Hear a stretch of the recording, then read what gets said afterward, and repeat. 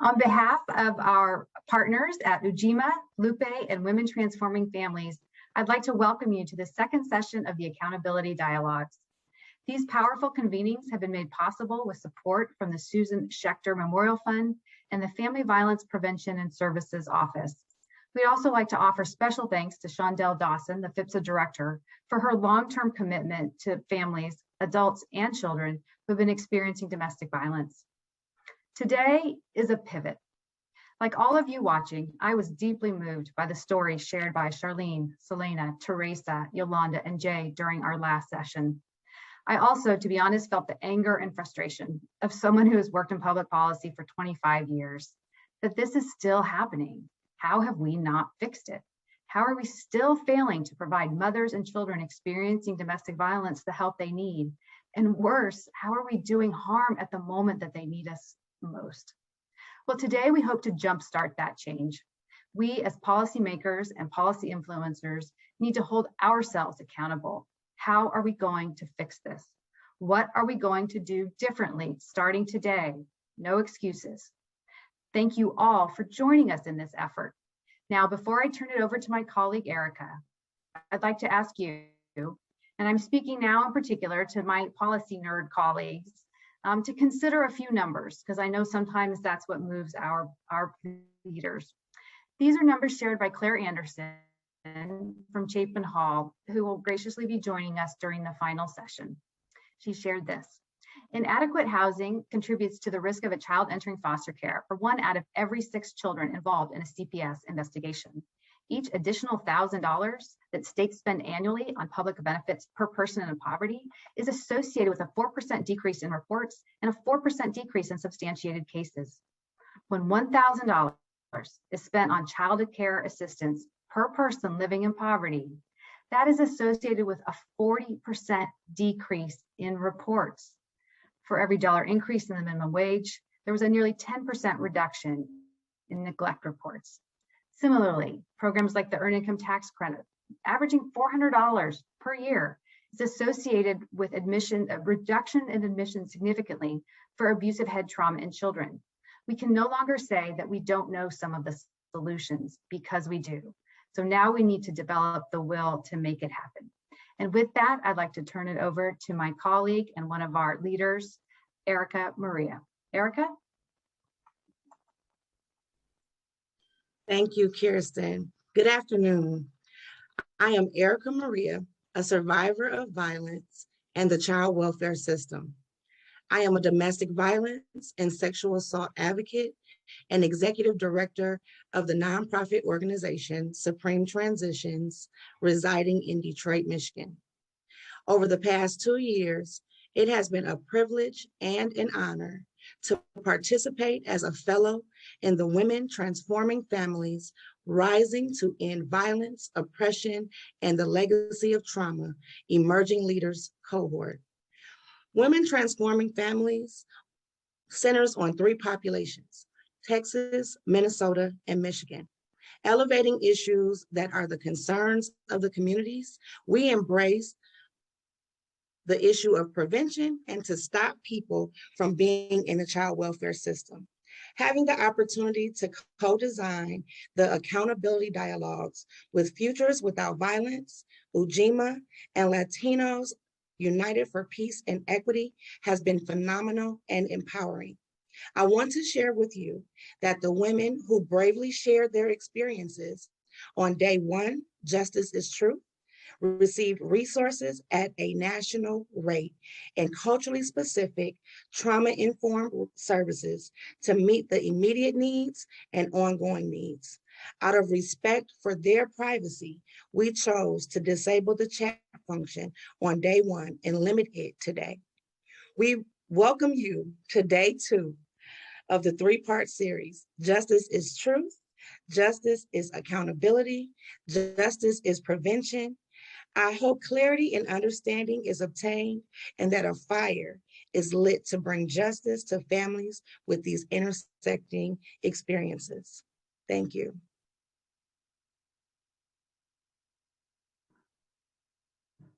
Thank you, Erica, and thank you, Kirsten, for that wonderful introduction. Let me add my welcome to everyone. Good afternoon. I hope wherever you are okay in this weather we're having today, at least on the East Coast. My name is Isa Walby-Georges. I use she, her, hers pronouns. And I have the honor of being the moderator for this 3 series of accountability dialogues. And it has been truly an honor.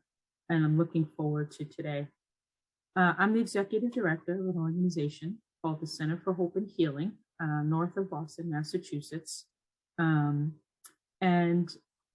also want to add my thanks to Futures and your partners for inviting me and for doing this groundbreaking work.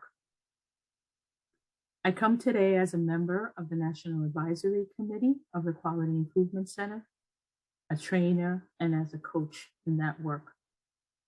I come today as someone who has spent nearly 2 decades of her life doing child welfare work, specifically around domestic violence. I come today as an advocate, as a manager, an assistant commissioner, and a child welfare policymaker. And I come today as a survivor, as a kid who witnessed domestic violence growing up and who survived child sexual abuse. I come today as a family member who has been involved with the system, kinship foster parent, and as a guardian. So I know what it's like to be on both sides of the table we will be at today. And again, it's my honor to be here. Today is part 2 of a groundbreaking work around child welfare and domestic violence. One of my roles this afternoon is to do a little framing, in addition to what Kirsten shared, which is incredibly important. Depending on how we quantify it, child welfare is a local, state, and federal system that's anywhere from $10 billion to $30 billion. It's a huge system that has a huge impact on family members. The other thing we know about child welfare is that it has a differential impact, in fact, a negative impact on children and families of color. Data tells us that more than half of Black children will be investigated before the age 18. In our last dialogue, we heard from a panel of women and mothers of color about the impact of racism and sexism in their experiences. We heard about dehumanization. We heard about fear, disrespect. We heard about asking for help, but getting punishment instead. It was powerful. It was heart-wrenching. And as someone who's been an advocate and a child welfare policy maker, I want to say, I'm sorry. We heard you. We see you. But we know that apologies are not enough. So we are committed today to being part of the change. Historically, we've made small changes. We've tinkered at the edges. We've tried increasing collaboration. We've added advocates to system. We've added more kinship. Nothing has really stuck. So it's my honor today to just jump right into the panel. Again, I want to remind folks that their bios are on the website. And it is an esteemed panel. I'm just going to say folks' names, and then when you begin speaking, you can introduce yourself again. We have Judge Michelle Demers, Rosie Hidalgo, Judge Aurora Martinez-Jones, Joyce McMillan, and Paula Julian. Welcome. So glad to see you all this afternoon. Thank you for joining us. So we're going to ask you all to introduce yourself with your name and title, and to share one word, one feeling word. We're hoping that this afternoon, we won't leave feelings, our humanity, and our emotions that we experienced last week behind. So if you would share one word that you felt, one feeling word you felt while listening to the mothers sharing their story on the last dialogue. We can start with Judge Demers. Good morning, good afternoon, everyone. It's a privilege to be here today, and I really appreciate being invited. I am currently the Law and Policy Director for the Alaska Native Women's Resource Center, which is located in Fairbanks, Alaska. And my recent history has been of a tribal court judge for more than 20 years. So I've been a judge in Washington State for many tribes and for my own tribe in Alaska, the Chief Justice for Tlingit and Haida. So I have extensive experience with a number of different child welfare systems. And I'll just say that listening to last week's panelists, I had a lot of emotions, and one that I felt very prevalent was anger. I was just really, I don't know how many times I've gone to hearings where the service provider or case manager are so disconnected to the parents and the family that are in our system. And especially it's very apparent when there are cultural or economic differences. The assumptions are just really profound. And I heard a lot of that sort of sharing of the situation last week. So, but I'm optimistic. So thank you. Goodness cheese. Thank you so much. How about Judge Aurora Martinez? Thank you. I'm Aurora Martinez Jones. I'm a state district judge in Texas. My bench is in Travis County, which is in the capital, Austin, Texas. And by a local agreement here in my community, I'm responsible for the oversight and administration of all of our child welfare cases in this community. I'm very excited to be here. I'm also part of the Women Transforming Families cohort from Austin, and our group is called Texas Ways, working at the intersection for safe families. When we were listening last time, one of the emotions that I had, one of the feelings that I had was anxious about what I was hearing, was anxious to do more to see change. I'm a judge who's very much interested in systems change and how judicial leadership can bring forward systems change in my community. So thank you for having me today. And thank you to the panelists who allowed me to listen last time. Thank you so much. Rosie, thank you for being with us this afternoon. Can you share with us as well?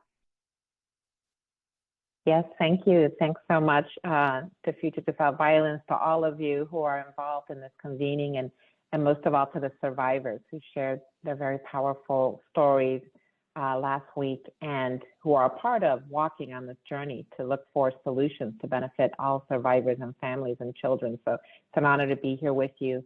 I'm Rosie Hidalgo, and I work in the White House Gender Policy Council as Senior Advisor on Gender-Based Violence. Coming from having done this work in the field for, I guess, getting near 30 years, hard to imagine. First as a legal services attorney representing families, low-income families on civil matters and working with survivors, and then later doing policy and national training work. And then also having had the opportunity when I was at the Office on Violence Against Women at DOJ to see what roles that federal government can play as well in trying to advance policy and collaboration. And so, you know, we see the progress that has been made, but we see so much more work that needs to be done, and the importance of centering it on survivors' voices. So again, I just want to express my deep felt gratitude that you all had the trust to share your story with us, and also you know, just saying I'm sorry too, like sorry for all the ways that systems have failed parents, mothers, survivors, and children. And so I think, you know, Issa, when you asked what the feeling was, you know, my first feeling is heartbroken, you know, because there's the thought of families, you know, being impacted in that way, and women and survivors and children. So I'd say that first emotion is heartbroken, but the second one is hopeful that we're all committed to this social transformation, to this journey together to keep trying to advance improvements for all families. So thank you. Thank you, Rosie. And I want to claim those words as well, heartbroken and hopeful. Thank you so much. Paula, would you like to go next? Yes, thank you, Isa. So my name's Paula Julian. I'm a senior policy specialist with the National Indigenous Women's Resource Center.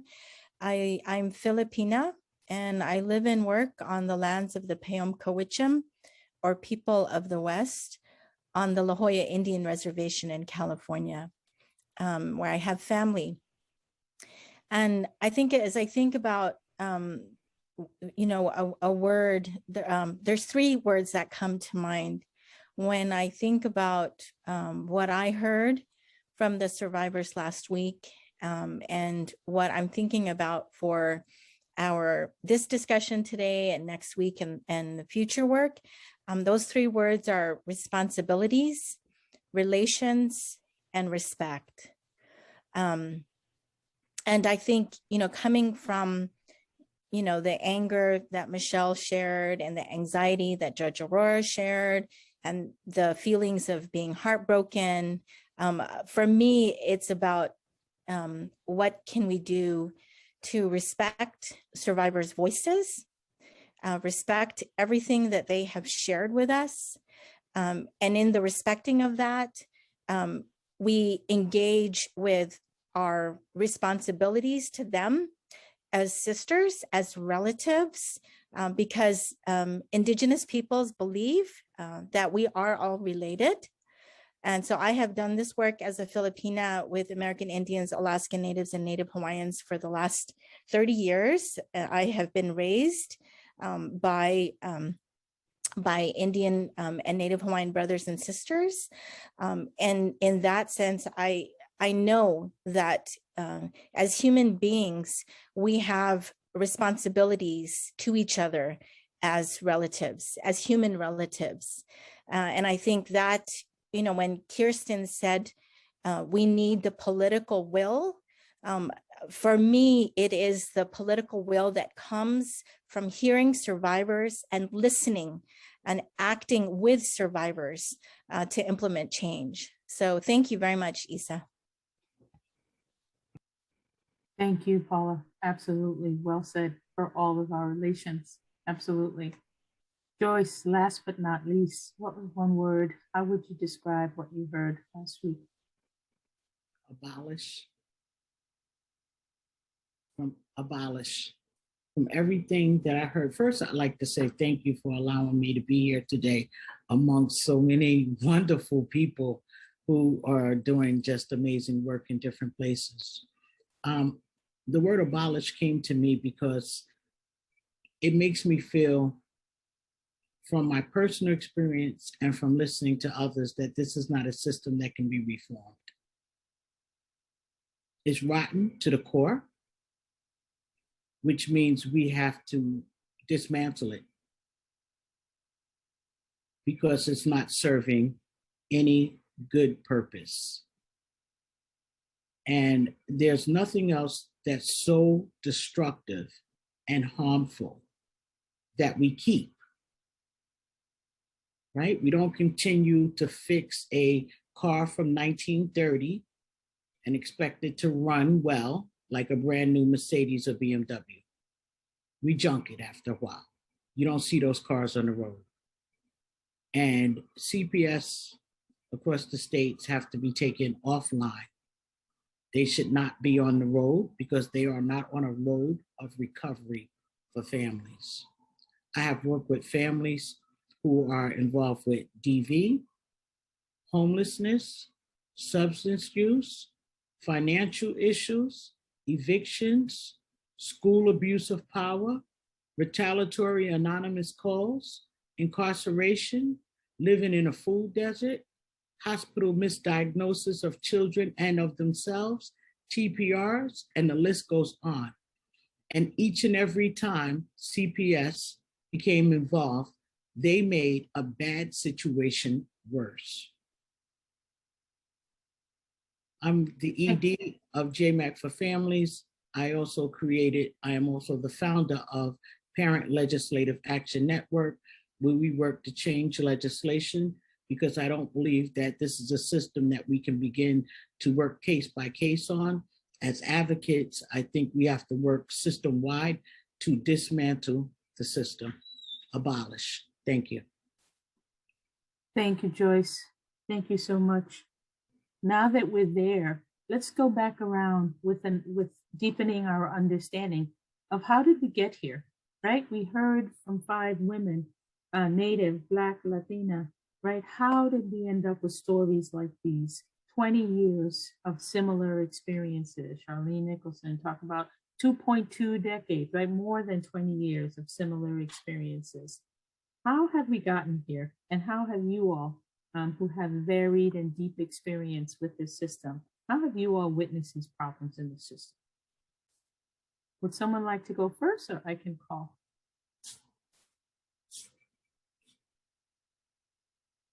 I'll go first.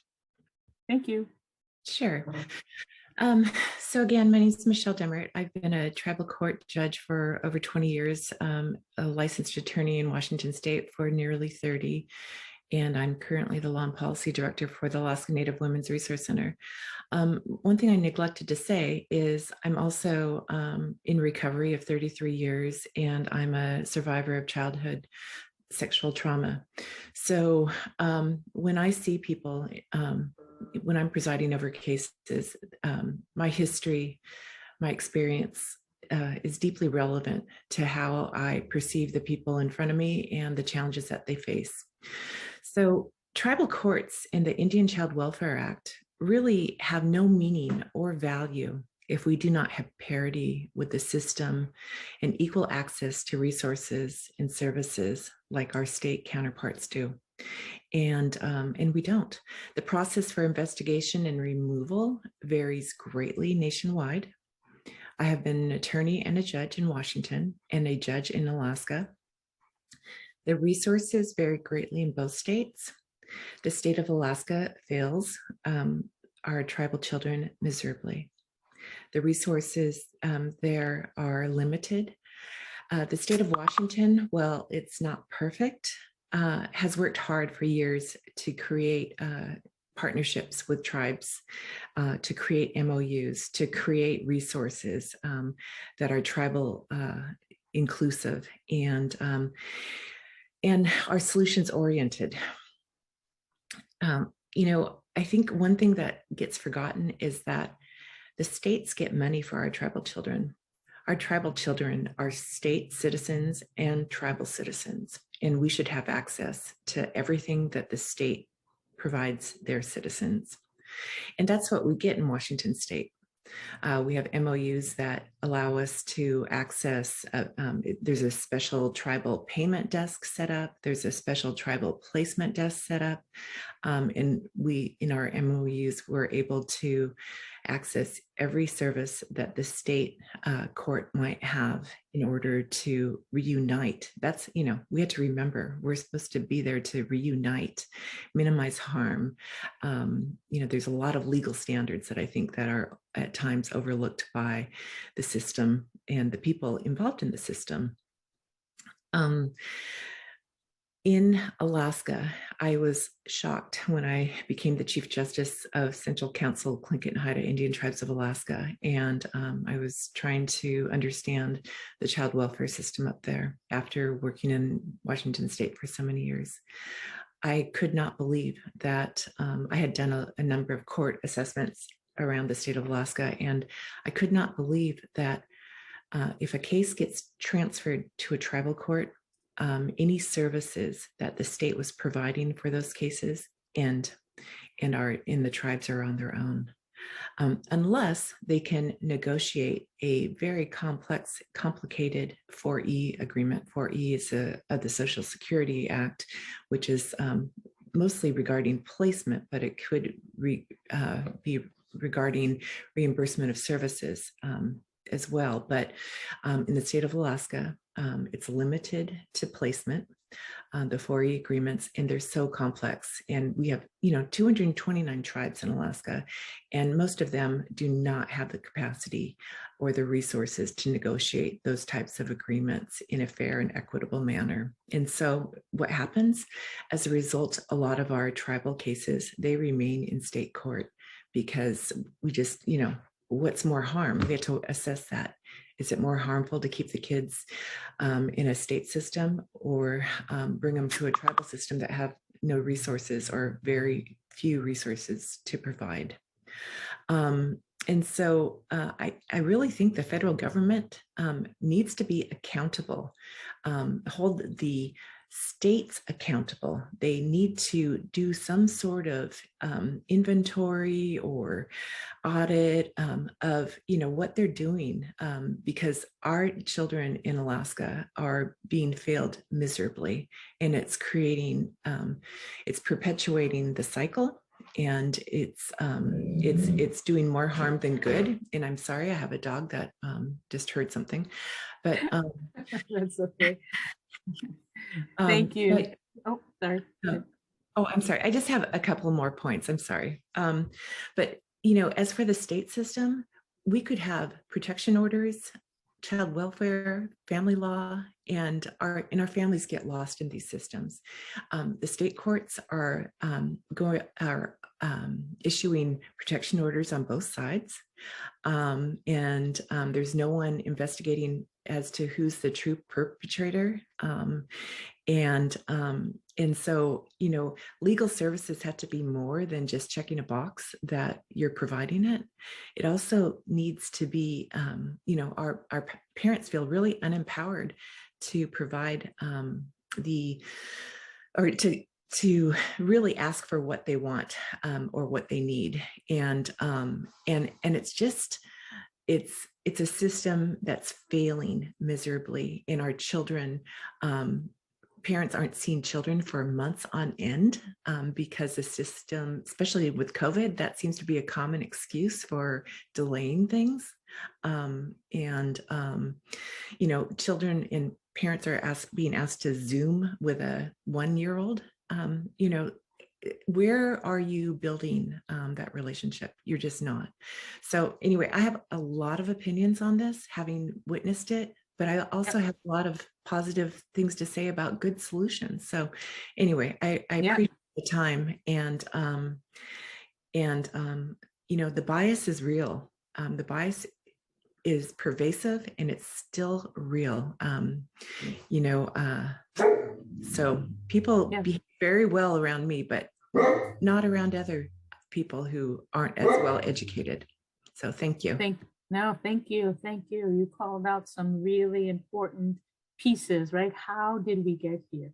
One that I heard you say so well, Judge, is lack of resources, right? Are we resourcing state level, local levels where it's needed to get to children and families? We talked about bias and so many important things about how we've gotten here.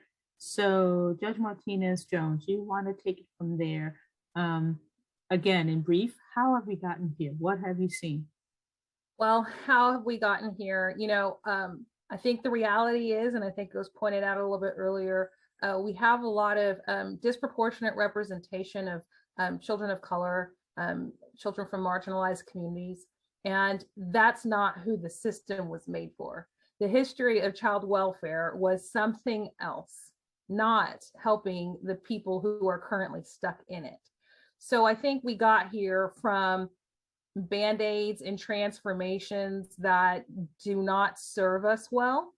And when we talk about a system of support and a system of help, which is what I think the optimistic idea of what a child welfare system could be is, that is not what we've seen our child welfare system do. And so I do think that there is space for a need to assure children's constitutional rights to be free from harm are met, but while not doing further harm.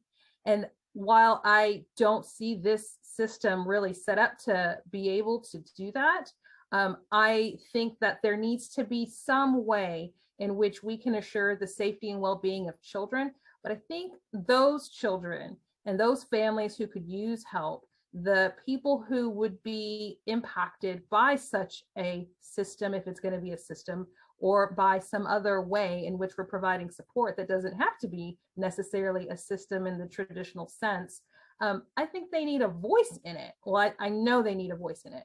They must be a part of what will help them. I think We have to stop this prescribing what people need and allow them to have a voice in letting us know what will actually help. And so for me, it's a complete reimagination of what we can do with the voices of the people who will be impacted at the forefront, guiding that reimagination. And, I'm both Hispanic and African American. My parents are immigrants, so I'm a first generation American. And being in these two communities and being a child of immigrants, those are the people who I'm seeing in my court. And I feel like it's my people.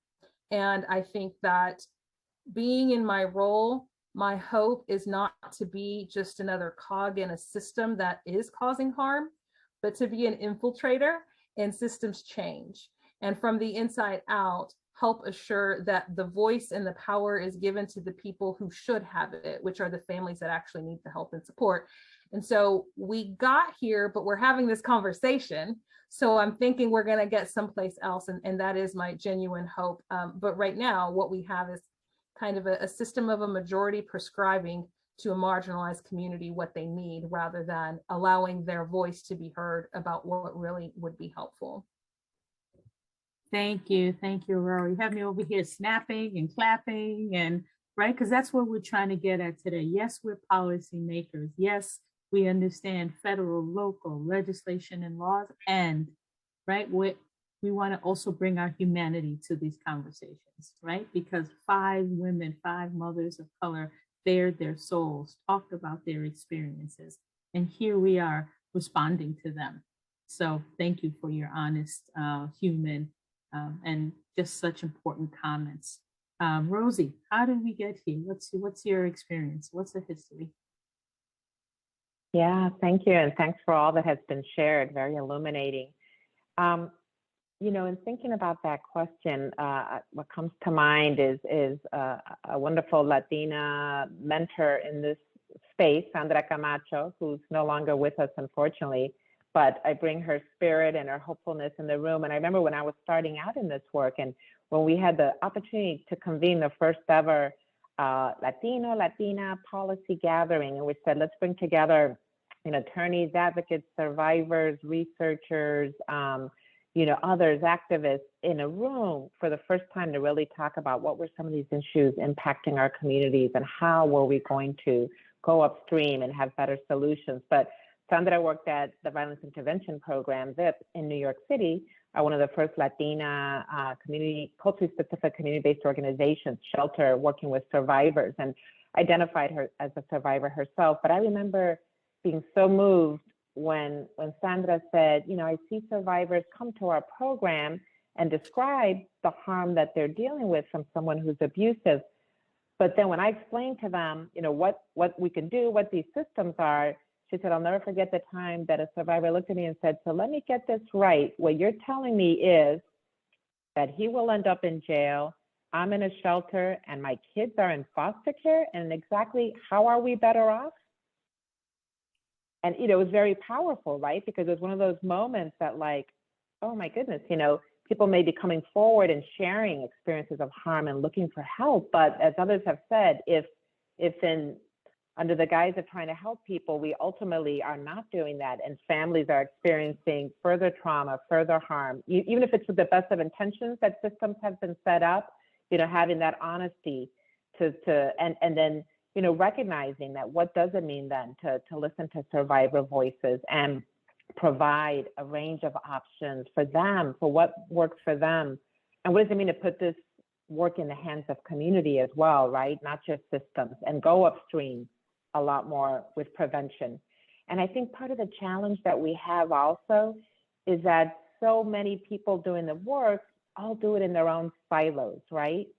And people's lives don't exist in silos, but everyone's like, this is my, my lane, my way of responding. And we're not looking at the ways then in which we're not meeting people's complex needs. So one example I'll never forget, is going to share a quick story. I was at a conference one time when I was an advocate with grantees, housing grantees, and sharing, stories with advocates and trying to figure out how to find better solutions. But I remember just one advocate shared a story. She said, of a woman in their shelter, domestic violence shelter, that found some work, some employment, cleaning in people's homes, and wanted to be able to save her money so she could leave the shelter, so she could put, get an apartment. But she had to figure out how to have childcare for her daughter while she was doing this job, and the shelter said, well, you can't leave her here. Our rule is that, the children have to have the parents all the time. So she's like, okay, now what do I do? And didn't want to lose that job because, she needed to be able, she knew her time was coming up on the shelter. So the girl ended up sitting outside in the car. I don't remember the age of the girl, maybe something like 8 or 9, while the mom went inside and cleaned house. Well, that person, ended up calling the program. They ended up mandatory reporting. Foster care got involved to remove this child. And it's one of those moments where, she was sharing the story. I thought, oh my goodness, here's someone who's trying, right? She's told she has to work, but then the child care is not provided, not by the shelter, not by the system or the county, not by anyone. And then when she, with all intention, is trying to be able to put a roof over her head, it has the child taken away as if it were neglect and abuse, when that was the farthest thing from her mind. But I think people are just responding sometimes right out of protocols, out of fear, out of, well, this is the box I have to check, mandatory reporting, and then that person, removing the child. And it's just one of those moments where, yeah, to your point, we say we have to pull people out of these silos, out of these reactions that aren't looking at the complexity, the humanity, the dignity, the what does it really mean to walk with and provide a supportive environment for survivors. So, I think, and even when I've been in government, I've recognized at times where we have, all these different entities who also aren't collaborating, whether it's an age, whether it's those focused on DV, those focused on child welfare, those focused on housing, those focused on public benefits. So I think at all levels, whether it's at the community level, the state level, the federal level, we really do need to get out of these silos and bring that humanity back in the room and find ways to do this work better. So thank you. Oh, thank you, Rosie. You can tell that you have been an advocate for many, many years. It's the true story. It's been an honor to have known you and worked with you over this many years, because that's the truth. And that's what we heard from our survivor panel last week. I asked for help. I tried things. I did what they told me to do, and still I was punished, right? So how are we really listening to the voices of survivors and responding from that place? Super important words. Paula, how do we get here? What's the history? What are we seeing? Well, I think in terms of how we got here, I really appreciate what Joyce shared a few minutes ago, and what Judge Martinez and Michelle and Rosie have shared. The child welfare system was not created to protect our children. And so if it wasn't created to protect them, then it's no surprise that our children are the ones that are traumatized and not helped by the system, because the system wasn't created to, and for Native children, the system has done nothing from the very beginning but traffic them. And further traumatize them. So actually, I think what we've said in our work is, for Native children, the federal government has been the first predator of children, of women. And so if that's the case, then the solutions can't be, as Joyce said, we can't fix it if it wasn't broken to begin with. That's what it was meant to do.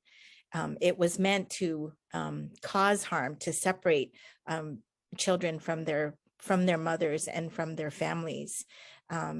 So that's how we got here. I think moving forward, it really is going to take us really thinking differently, challenging ourselves to think creatively about solutions that we haven't implemented yet.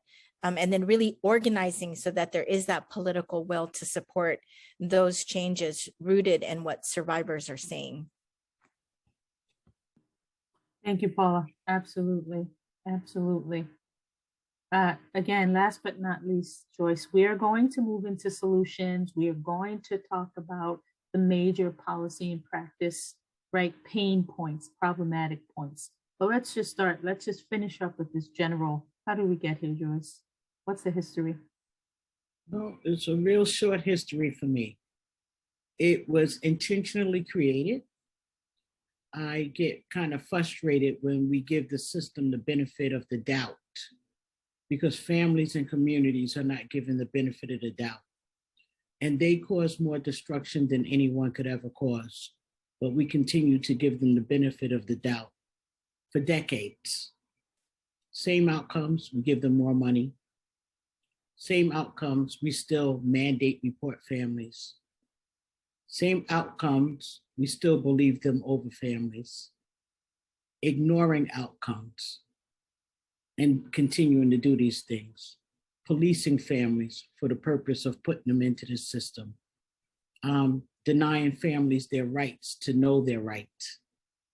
Allowing the New York Times to write a report saying an entire full-page article talking about children who have died at the hands of parents or parents, boyfriends or loved ones or other family members, without ever holding a press conference or writing a story about the many children that I know die in foster care, because I've met parents whose children died in foster care. Right now, I work with Paula Bryant, the mother of Micaiah Bryant. No one's saying her name because she had a knife in her hand. But my question is, why was she still in a home where there had been so many calls of abuse happening in that home? Why did she need to pick up a knife to defend herself in a system that claimed to protect her? How did we get here? We got here because we wanted to see incarceration become mass incarceration. Everything that's done in the system and every failure that happens to a child in the system is part of the trauma that leads to them eventually being incarcerated. Incarceration is the only way to have slavery in this country. That is not by accident. That is purposefully. And everything built around it that leads to that is done purposefully. And that's how we got here. And we're going to stay here until we speak out loud and tell the truth and stop being afraid to say, we know what you have done. We know what you are doing. We know what you are trying to keep in place, and we are fighting against it.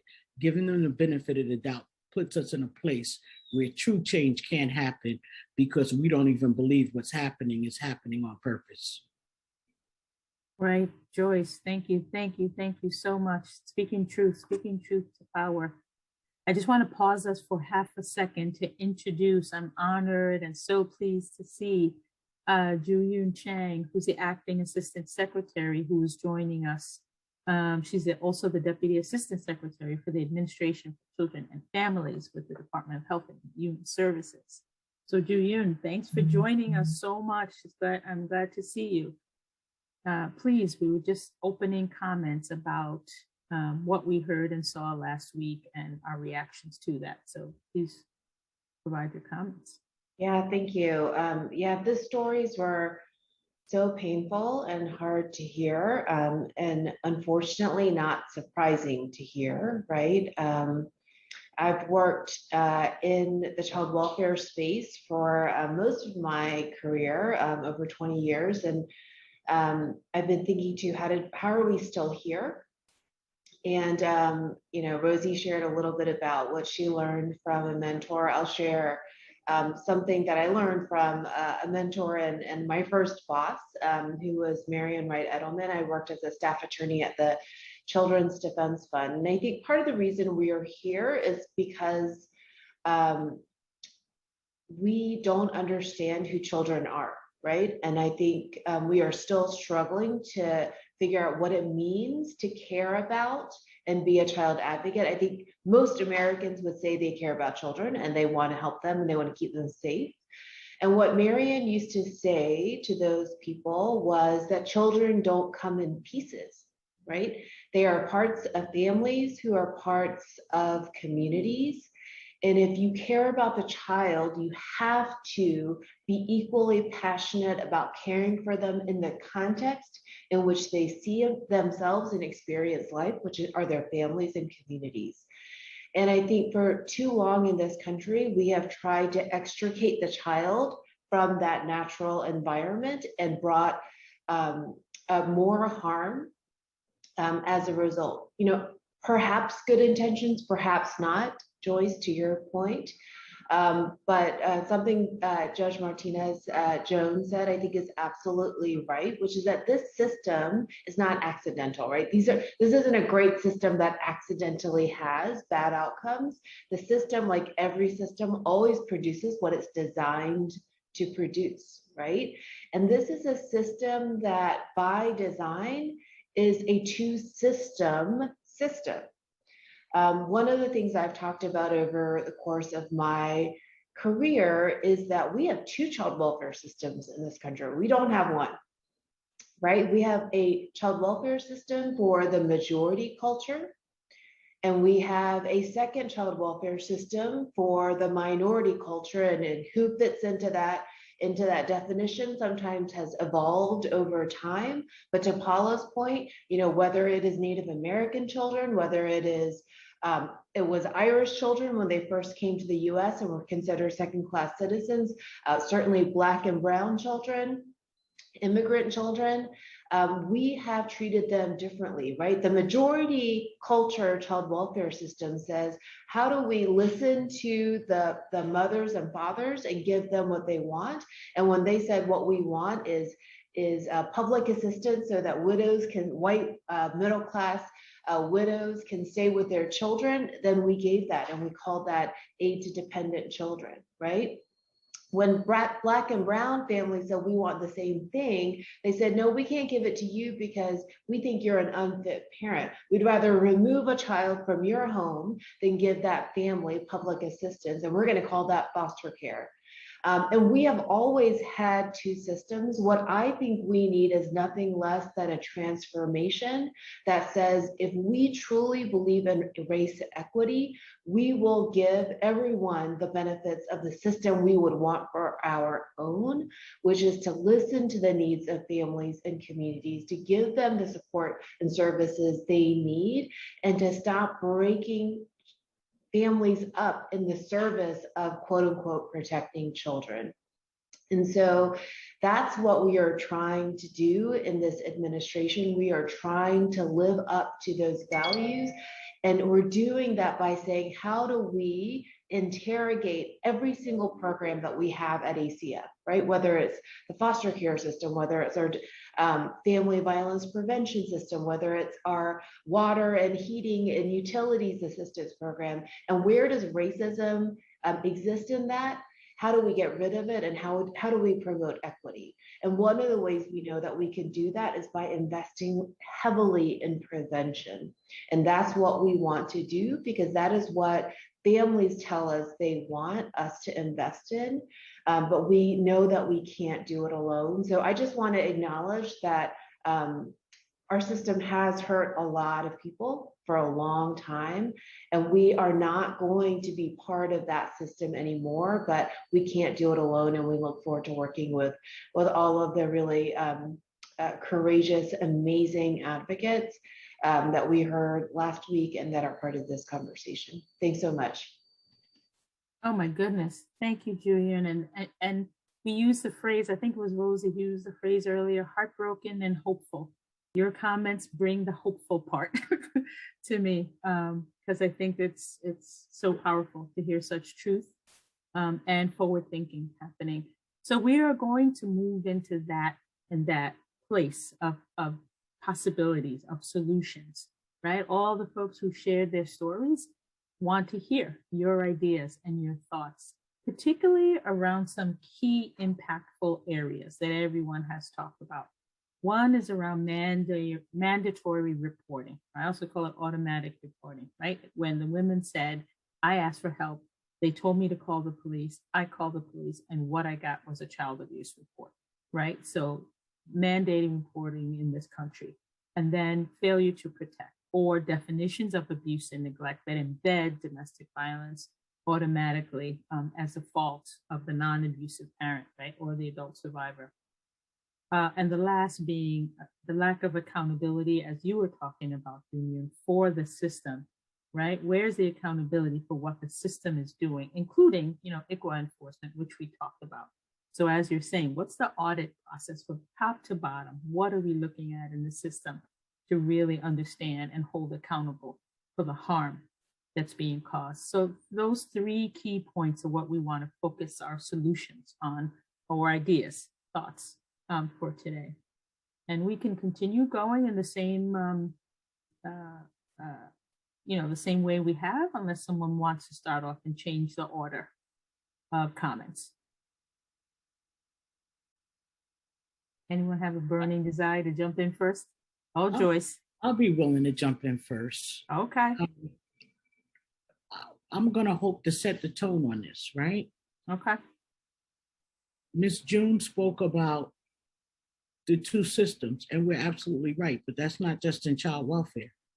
That's in the criminal justice system, the housing system, the education system, the healthcare system, and every other system that exists. Accident, I doubt it. That's a lot of mistakes, right? And when we talk about creating equitable and just systems would implode if they didn't have the Black bodies to go into them. So we wouldn't have to do the work to dismantle. We do the work to dismantle because America is not about equitable and just. If they were, they would not have hidden the continued slavery and the mass incarceration through the 13th Amendment. We wouldn't have mass incarceration. We wouldn't have a system that prepared children to be incarcerated. We can't have this many accidents. And as far as prevention, I hear families who've been impacted all the time say, well, what do you want? They know what they've been given. Families are conditioned. Someone spoke earlier about levels of education and so forth and so on. People ask for what they know. And what people know is what they've been told. Most people who are involved in these systems have always, their entire life, been involved in a system. So when they ask for prevention, it's not what they ask for. Our kids ask for candy for dinner, but we don't give it to them because we know better, right? And I know that prevention is only surveillance. What do we plan on preventing? How do we even know what's going to happen? How do you prevent something that you have no idea about? It doesn't make sense. It's just another word to continue getting a funding stream to say that you're doing something for families and keeping families under the radar of surveillance. Prevention is surveillance. It is the same thing as a person being released from incarceration and having an ankle bracelet on. They come to your house to prevent, but they only come with a pen and a paper to write things down, describe your house, describe what's wrong, pick out what's wrong, report it. It still leads to the same outcome. It just begins differently, right? More friendly beginning, get you talking a little more, don't be as apprehensive, and the same outcomes. I don't see you coming to a home that was told that they didn't have food in the house with a bag of groceries. I didn't see anyone give a card to the family that couldn't get their kid to school, or a Metro card, or whatever is needed in the desired zip code. What are you preventing? I think prevention is nonsense. I think it's a new word like anti-racist. People are not going to be anti-racist. They were trained to be racist their entire life. You are not going to take a 3-day or 3-week training and undo their racism. And you are not going to prevent anything with preventive services. We're just going to have more families under the surveillance of government with a more friendly term. I say abolish the system and everything related to it. Thank you, Joyce. Thank you for your comments and for jumping in first. So we're going in reverse order. So Paula, would you add, in terms of especially mandated reporting, failure to protect, defining domestic violence as failure to protect, and lack of accountability on the system's part? Any of those key pain points? Yeah, and I apologize, Isa. I think looking at the run of the show, I didn't even prepare any comments about that. So I don't know if Michelle has any ideas. Oh, absolutely. Thank you. This is just the ideas open brainstorming session. So yes, others can jump in as well. Okay. Yeah, I'm happy to. Great. Thanks, Paula. Yeah, so thank you, Commissioner Chang, for coming today. Really appreciate your time. You know, in tribal communities, we have so many obstacles. We have the obstacles of lack of resources, misperceptions, our cultural differences, you know, small communities, so very little infrastructure, but yet we're asked to navigate all these different grants that could be available to us if we had grant writers. And, you know, quite honestly, the child welfare monies have been really non-existent. If you look at like the CTAS, they are so highly competitive. There's so few and far between. You know, that we're supposed to, I think the federal government just thinks that the state will pass through money, and that just doesn't happen in Alaska in particular. There needs to be an easier system for us to directly access funds and resources.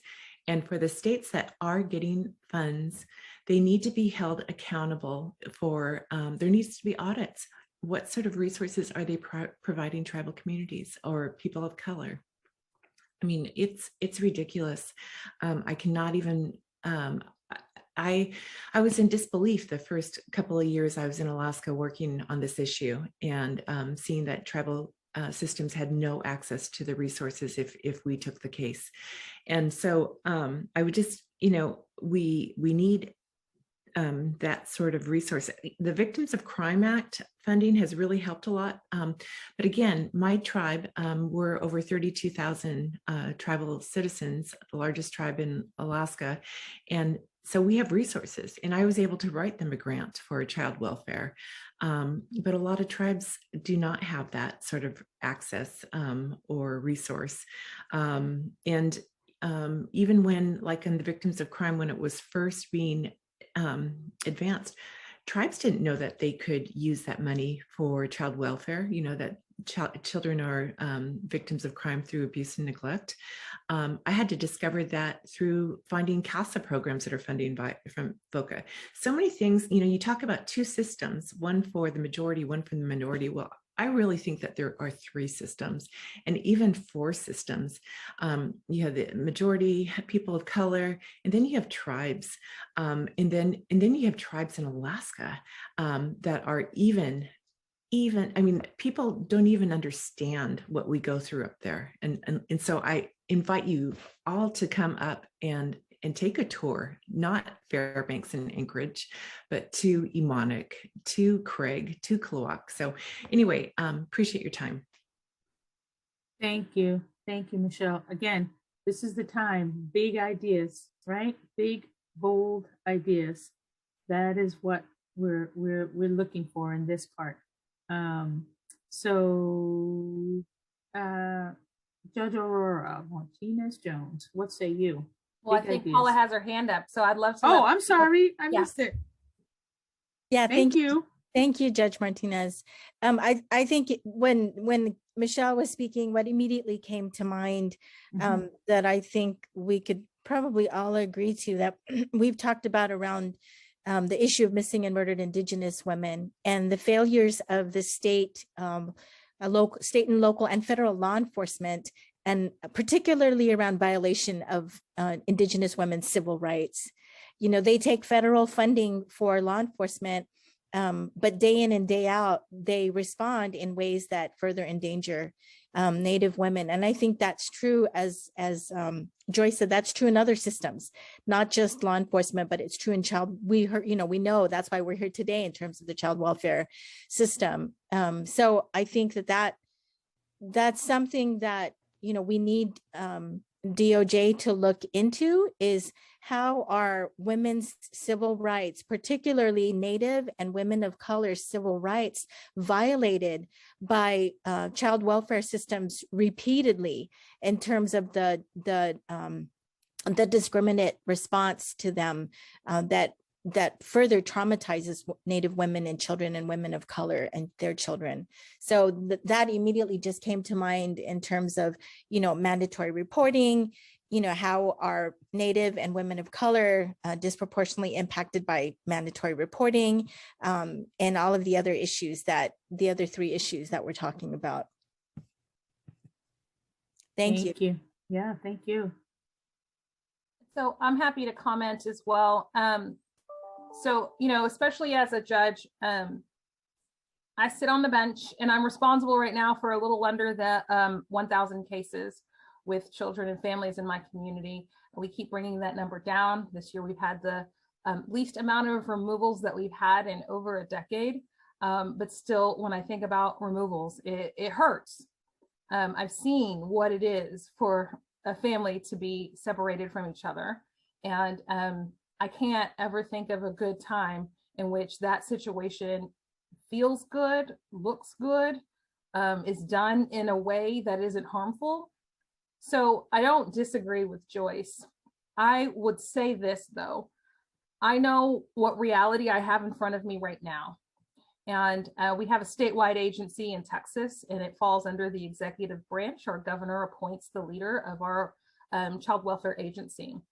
Our legislature constantly passes laws that sometimes they intend to do something very helpful, like empowering parents' rights, but due to limitations of some legislatures, the letter of the law as it plays out after they pass bills does not match the intention. And sometimes the intention does not match what the advocacy was to put in a new bill in the first place. And then I have the judiciary, which is me, and I'm the judge. And the unique position that I appreciate being in my community is that my fellow judges, as we work together, have decided I am the judge in charge of all the child welfare cases in my community. I see and I am able to take a deep dive into these cases. I understand that every other system intersects with the child welfare system and impacts what is happening, from the criminal justice system to the education system to the healthcare system. My Black moms are dying more often after childbirth than any of the others, and they're getting urine analysis tests in the delivery room more than anybody else.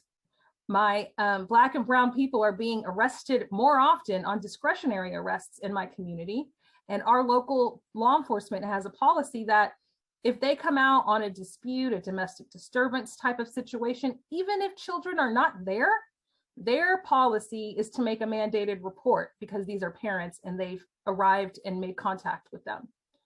And of course, that is my Black and brown children coming more often because of the surveillance in those communities being overly done. And, I can't stop this pipeline of disproportionality into my court if those mandated reporters are doing it disproportionately to begin with.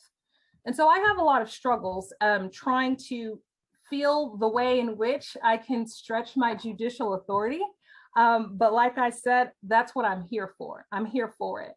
And when we talk about mandated reporting, we're working on a statewide effort to change that to mandated supporting, so that when we're talking about whether or not you have a concern about whether there is a neglect happening or abuse happening, how can you step back and say, does this family just need help? Do I really have to report them, or can help be provided? Can we provide a vehicle? Can we provide rental assistance? Can we provide childcare so that we are not doing the harm that comes with the fact that the system has even come into contact with the family? And so that effort has started, and we've talked about how we need to have a history about the relationships between these other systems with our communities of color, so that they understand that they need to understand the history of the child welfare system. When we started that collaboration and working with law enforcement, they had no idea what happened after they made the call. Our teachers didn't really understand what they did, what they set in motion. They thought the child welfare agency is just going to take care of it. I did my part, I called it in. It's not how it's working out, and it's not helping. And people need to understand the reality of their actions. And so as we work through that, that's a big effort. But like I said, when I start looking at a definition of neglect as a finder of fact, I get to make some of those decisions about whether or not it's actually neglect. When we talk about accountability for the system, the state agency is a petitioner in our cases, and they have subjected themselves to me and my jurisdiction. So my orders mean something. I have some ability to do some things, and I've constantly looked at what is it that I need to do, knowing what I know. I can't unknow it, and I don't want to continue being a person that causes harm. I know it's the doctors who say to do no harm to their patients, but I feel that way as a judge, and I know my system is traumatizing. So while I hear these cases and I start on a case-by-case basis to right wrongs the best that I can, I have no choice, if I am following my own ethical obligations, but to step out and be a leader in the community to change the whole system. And when I talk about reimagining, you know, the reality of the legislature and the executive branch is that they have it here. And as the judiciary, I can do my best right now in this system as damage control is what it really is. But at the same time, I am reimagining this new system because I want to move my families from this system to a new way in which we reimagined and put their voice at the forefront. So we're working on a pilot in my community, and I'm paying a woman with lived experience, an African-American woman who's also been a family placement, but I'm paying her for her services to convene for me the other parents, former foster youth, relatives who have been impacted by the system, and they're going to create an advisory council for me. I want to be informed by the community of people who are impacted, and we're working on that. And as I start thinking about, okay, those are plans and we can make change, I'm not very much one who can sit still and not do. So when I'm in my cases and I am hearing from people, especially survivors, I am taking opportunities to stop and turn it around and say, I understand the situation. I'm not going to say that this situation is fair because it's not. I know the person who needs to be the most accountable, and this person who's been using violence in your relationship is not bringing himself to my court, right? And I'm a civil court, so I have some limited capacity in how I can reach out and actually grab that person using violence to hold them accountable, which is what needs to happen in this kind of situation without punishing the survivor.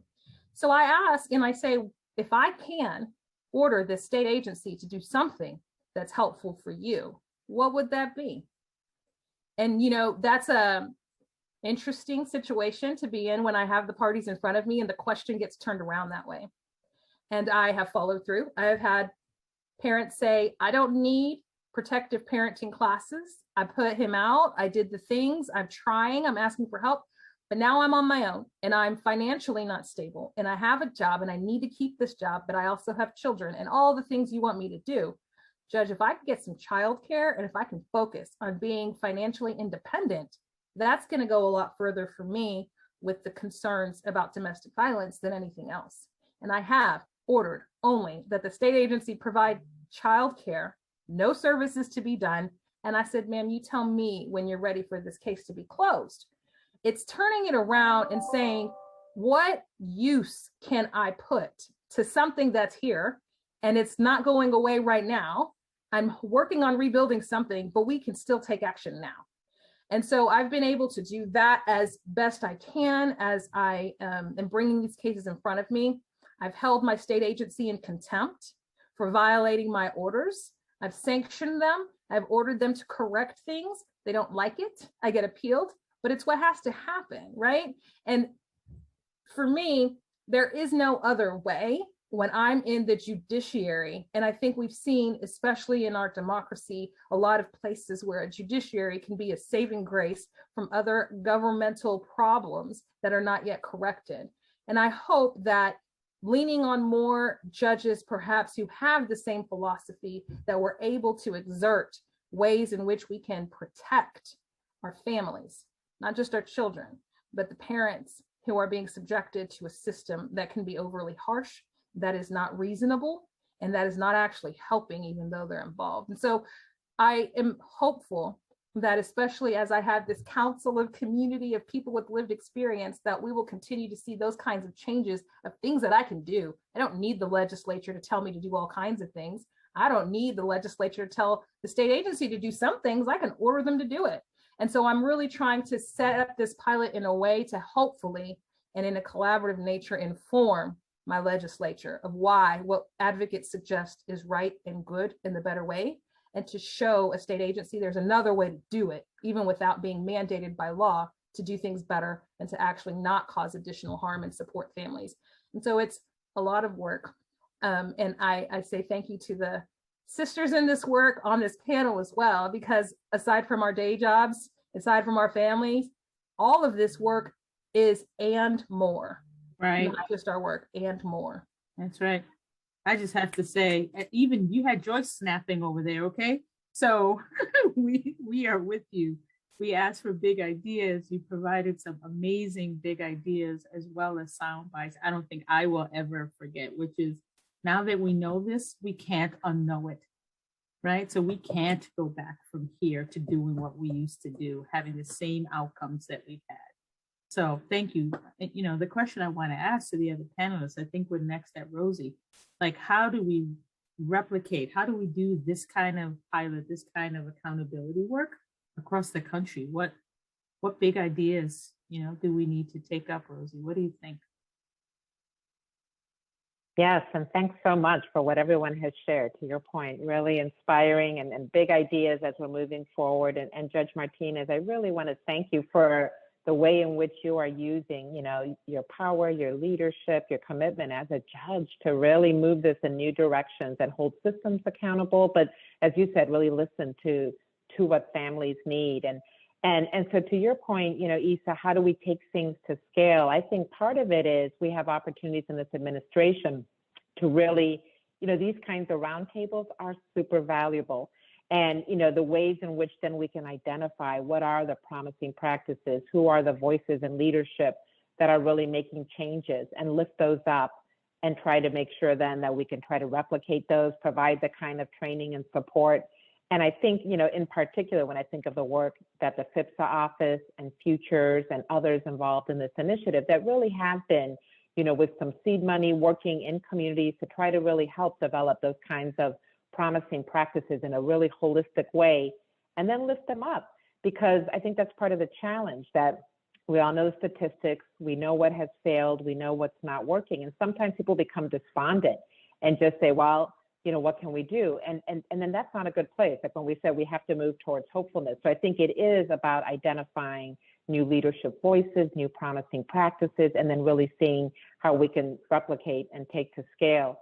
And something else I want to say and part of that, as we're working to develop our national action plan on gender-based violence, I think really provides those kinds of opportunities. As I said, I think maybe I said it before the start of the session when we were meeting beforehand, but this administration is committed to trying to break out of those silos, recognizing that the Violence Against Women Act over here and the Victims of Crime Act over there and the Family Violence Prevention Services Act over here. And they're important pieces of legislation, but again, things in silos. And what we're hoping to do in developing our nation's first ever action plan on gender-based violence is really tell that story in a much more holistic way of what it means to do this work in a way that really helps support families and move towards healing. And I do believe there are some prevention initiatives that we are seeing that really are having significant impact. And how do we lift those up? Not prevention as an excuse for surveillance, Joyce. You bring up a great point, not letting that term be co-opted, but what does it really mean? And part of that is, for example, programs around economic security, around access to housing. Like, how do we lift all of those things up, as that's what prevention really is? And a quick anecdote I want to share, that through the American Rescue Plan, the COVID relief legislation passed by this administration and this Congress, the child tax credit was changed, right? So that for the first time, even those who weren't earning enough money to be able to benefit from a tax credit could actually access it. Because talk about systems that are just skewed. The fact that those earning the least amount were actually not eligible for a child tax credit. So that's like revolutionary to say you should be eligible to get it, regardless of whether you actually owe taxes or, you know, because many people aren't being paid a living wage such that then they don't owe taxes. But then because they're not being paid a living wage, you penalize them by not being able to get a child tax credit. So that is something that has been a game changer. And not only are they eligible for it, but for the first time, families could begin to get it as a monthly installment, right? Because who needs this a year and a half later when you're filing taxes? So now for the first time, you have families getting up to $300 a month if they're under, I believe, age 5, $250 a month per child under 17, going right to the pocketbooks of individuals. And just 2 days ago, Assistant Secretary Chang and I had an opportunity to go with Secretary Becerra from HHS, and we went to visit a local domestic violence program here in DC, doing fabulous work in a very holistic and comprehensive way. But I asked them, I said, I'm curious, what has been the impact of that child tax credit? And the advocates said it has been a game changer. All of a sudden, and it's not that anyone has to go and be qualified for eligibility and jump through a bunch of hoops, right? It's like you automatically have a child, here is the monthly amount of money. And they're like, this is helping survivors now with some stable income, be able to access housing, be able to plan for their future, be able to meet the needs of children. But they said, sometimes it's complex, right? For people to even figure out what's out there. So their advocates, they call them sort of like life coaches and navigators, really look at like, what are all the resources in community? And they were telling us, it's even helping them identify, where's the library, where's the community centers, what are these things like the child tax credit or these rental assistance programs, and really helping support holistically survivors to find that stability, that safety, places where they can thrive. But again, those are things that we're trying to extend. It shouldn't be a one-time thing under the American Rescue Plan.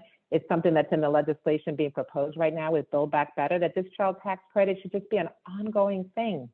So I think the movement is recognizing that economic security is so much at the root of both prevention and moving to safety and healing, is to not be in such a precarious situation. How do we make sure that childcare is available? That's a huge part of this that we're trying to advance as well. Universal preschool, access to childcare. And guess what? Those who provide childcare should get wages that really are commensurate with the amazing work they're doing. Living wages. We know a lot of them are Black and brown women who are the childcare providers who aren't being properly compensated. So while we're working on those things, someone might say, well, that's not about domestic violence or about child welfare. But at the end of the day, it is. It's about advancing also plans on economic security that are much more fair, much more supportive of parents, of families, and that is prevention too.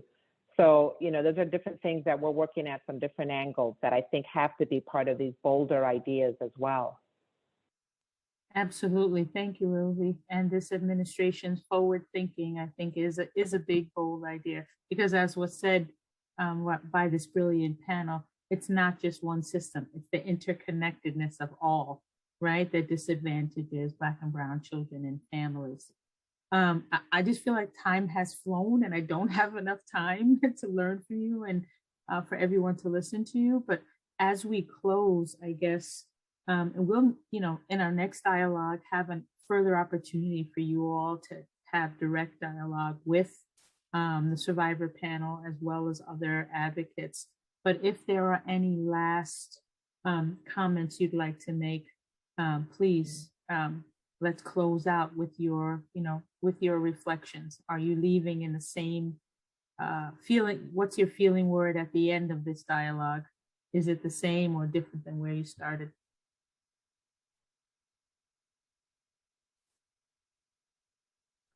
Lisa, if I could just get in the queue. Please, Yeah. you can go first, actually. Secretary Chang, it'd be my pleasure for you to go first.